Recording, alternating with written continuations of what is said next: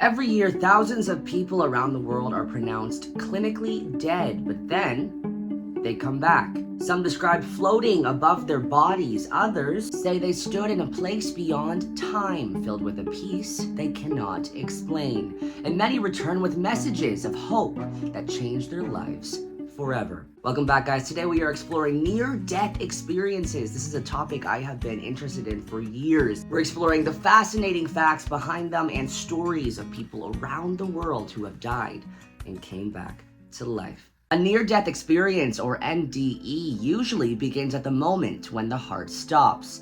Clinically, the person is dead, no pulse, no breathing. Yet many report something incredible happening at that exact moment. A study from the University of Southampton followed over 2,000 cardiac arrest patients and found that almost 40% had memories from the time they were unconscious, including detailed descriptions of events that happened while they were clinically dead. But the numbers alone are nothing compared to the stories. Let's begin with one that continues to inspire millions around the world, one of the most famous near-death experiences ever. In 1991, a woman named Pam Reynolds underwent one of the most dangerous brain surgeries ever performed.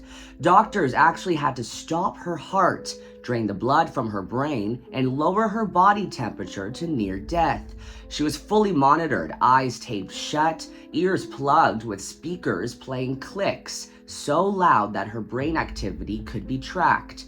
There was no chance she could see or hear anything, but after being revived, Pam described the surgery room in detail. Exact instruments, conversations between surgeons, even things that happened while she was clinically dead. More striking, she said that during the procedure, she felt herself float above her body, watching the operation from the ceiling. She described moving through a darkness until a brilliant light met her, warm, welcoming, peaceful. Pam said, "I didn't want to come back, but they told me it wasn't my time." Her experience remains one of the most studied and documented NDEs in medical history. Our next story comes from rural Idaho in 2007. 9-year-old Colton Burpo nearly died from a burst appendix. After surgery, he began describing things he should not have known. He said he floated above the operating table. He told his parents what they were doing in different rooms of the hospital. And then he said something that stunned them. Colton told his mother he met a little girl in heaven, a girl who said she was his sister. But Colton never knew this. His mother had miscarried before he was born.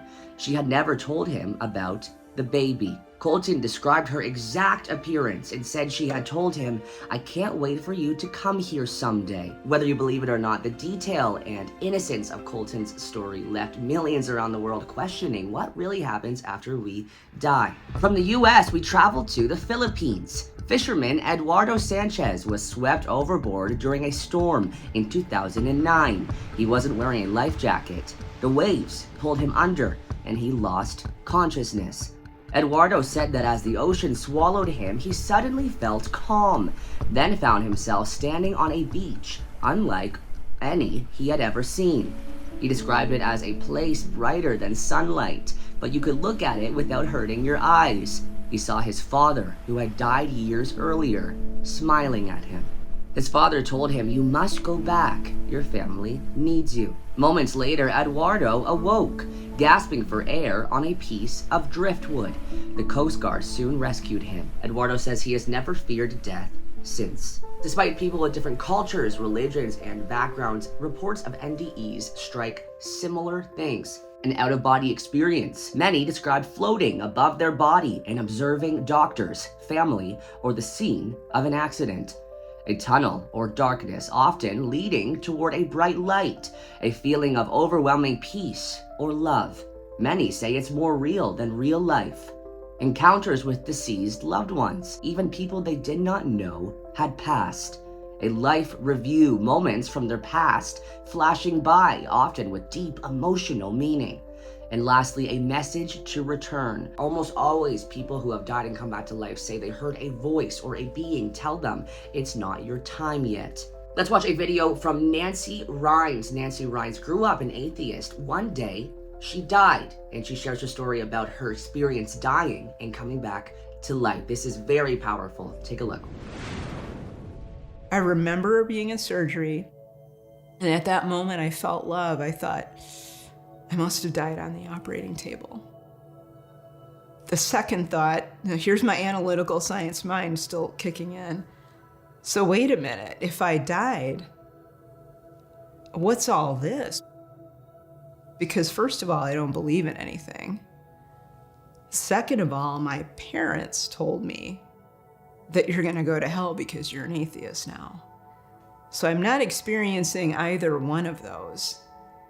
And that's when I really began to wonder what the heck was going on and why am I here? I asked that question in my mind, but then there was an answer to the thought I had. And the answer came kind of from around me in the atmosphere. And it was the answer of, this is your home. You are a part of me, you're a part of us. Welcome home. When it said that, welcome home, I lost it. Because I remembered. That's when it came back to me. And I knew immediately, oh my God, that life that I had on earth was just an illusion. That thing that I was doing down there on earth was really just a temporary state. What a wonderful story. Scientists have theories. Is it lack of oxygen? The brain releasing DMT, end of life, electrical surges, or psychological protection mechanisms? But none fully explain why even blind people have reported accurate visual details during NDEs, or why people describe events that occurred while they were clinically dead with no measurable brain activity. Even some doctors around the world now admitting that there may be more to consciousness than the brain alone. Whether you see NDEs as spiritual experiences, biological reactions, one thing is still undeniable. The people who return are changed. Many become more compassionate, more loving, more grateful for everyday life, less afraid of death. Almost all of them say the same thing. Life continues, love matters, and we are not alone. Thank you guys very much for watching. I hope you know you are loved. Go into this day with kindness, be kind to others, and be kind to yourself. I'll see you guys tomorrow.